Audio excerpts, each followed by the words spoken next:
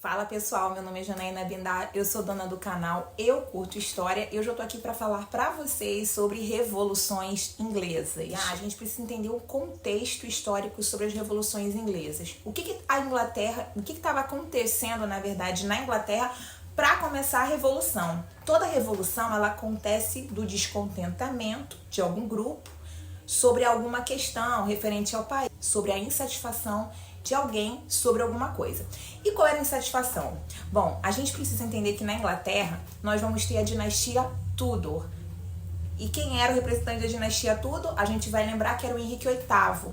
Aquele rei inglês que casou 6 vezes e criou a igreja anglicana, né? A religião anglicana, para que ele pudesse ter direito ao divórcio. Por isso que, inclusive, a Inglaterra rompe durante as reformas religiosas com a Igreja Católica, porque o rei não havia conseguido da igreja a bênção para se separar depois de 20 anos do seu casamento. Quis então o destino que o Henrique VIII só tivesse uma filha, Elizabeth I, a virgem, aquela mulher meio exótica, né? Aquela rainha que usa aqueles colares, essa da imagem aqui, ó, vou colocar uma imagem para vocês. Essa é a Rainha Elizabeth. E a Rainha Elizabeth, ela foi a última da dinastia Tudor. Por quê? Como ela ficou conhecida como Rainha Elizabeth I, a Virgem, ela não teve herdeiros, ela não se casou.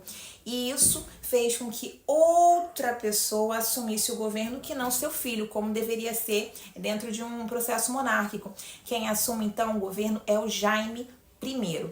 Mas para entender, a Rainha Elizabeth no seu governo criou a Lei dos Cercamentos, colocando a Inglaterra como uma propriedade privada, ou seja, selecionando quem poderia cultivar na terra, não se tornando mais uma terra comum. E o que isso fez? Então a gente vai perceber que a Lei do Cercamento vai acabar fechando o cerco e nem todo mundo vai ter acesso à terra, que faz muitas pessoas tentarem sair da Inglaterra para tentar uma nova vida, uma perspectiva diferente nas colônias, nas 13 colônias para ser mais específica. E a gente vai entender que quem assume o governo logo de cara vai ser da Escócia, o Jaime I. E o Jaime I vai dar um choquezinho em relação ao parlamento.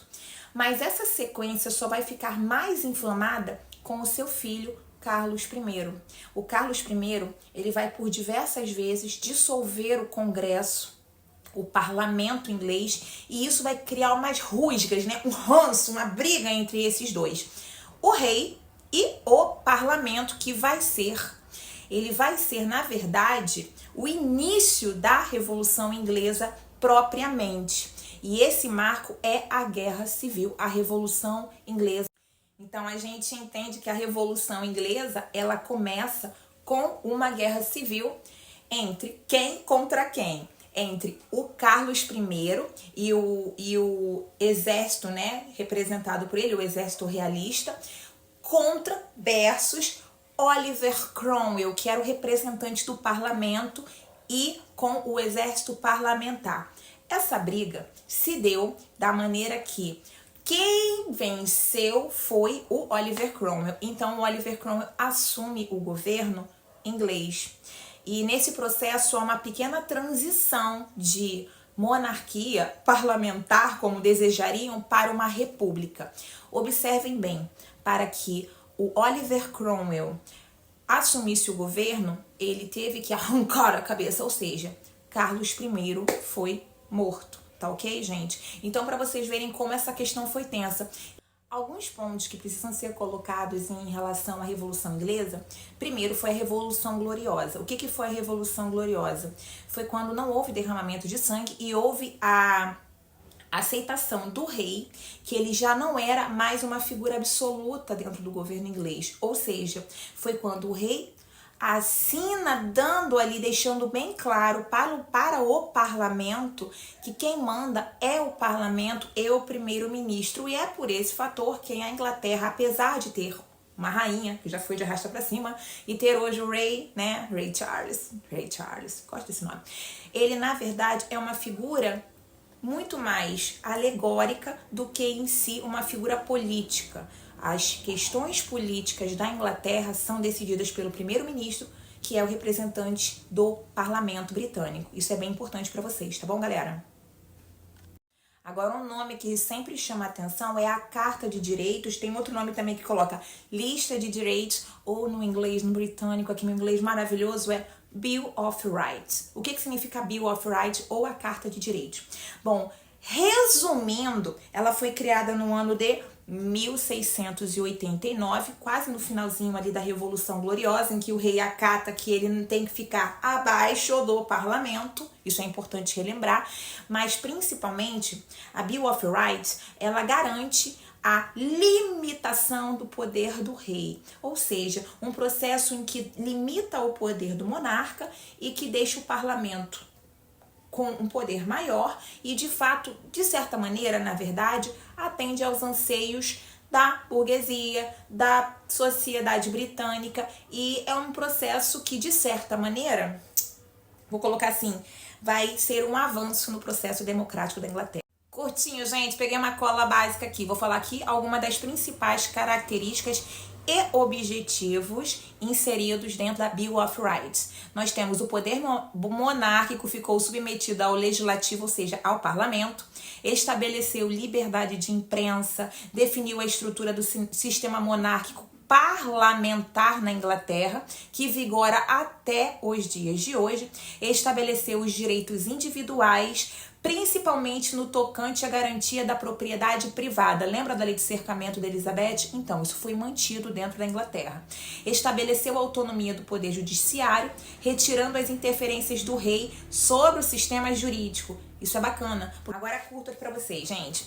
Por que é importante estudar as revoluções inglesas? Esse processo vai ter uma pegada aí das novas revoluções que estavam acontecendo na Europa, que vão vir com tudo no chamado movimento iluminista, que é esse movimento de mudança, de racional, de trabalhar a questão que todos são iguais perante a lei, não deve haver distinção de acordo com o cargo que a pessoa ocupa ou com a sua linhagem, né, com seu sangue azul.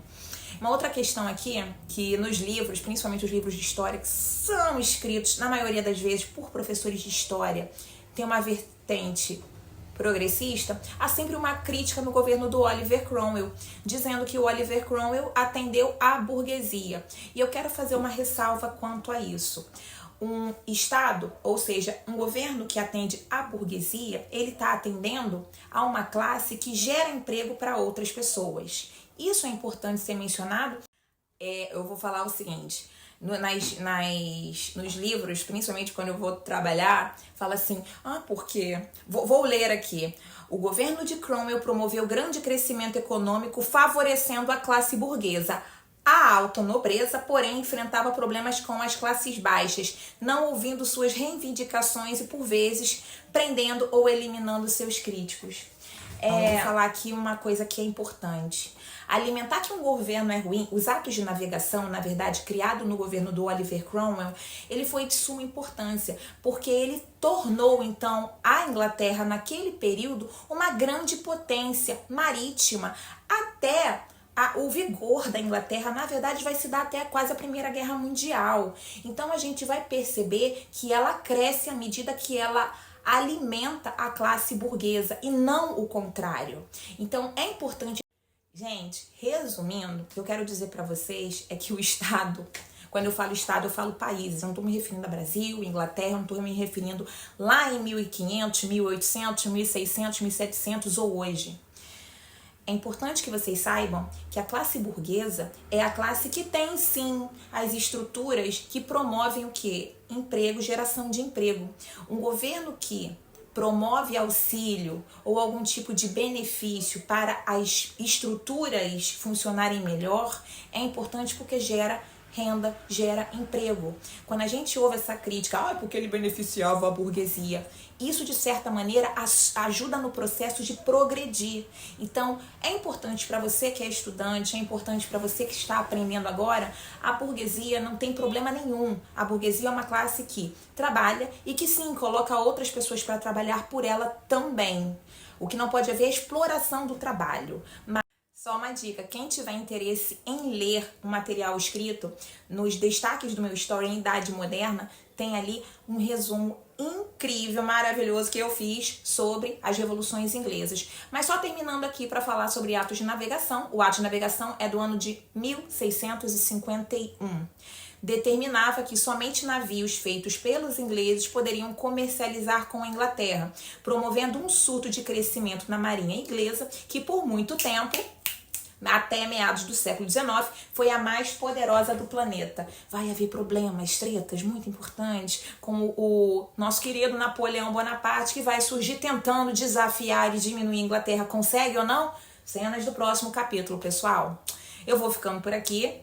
Eu espero que vocês tenham entendido bem a matéria. Se houver qualquer dúvida, dá aquela lida maneira, reveja esse vídeo, que ele tá bem curtinho, mas tá bem explicativo. Um super beijo.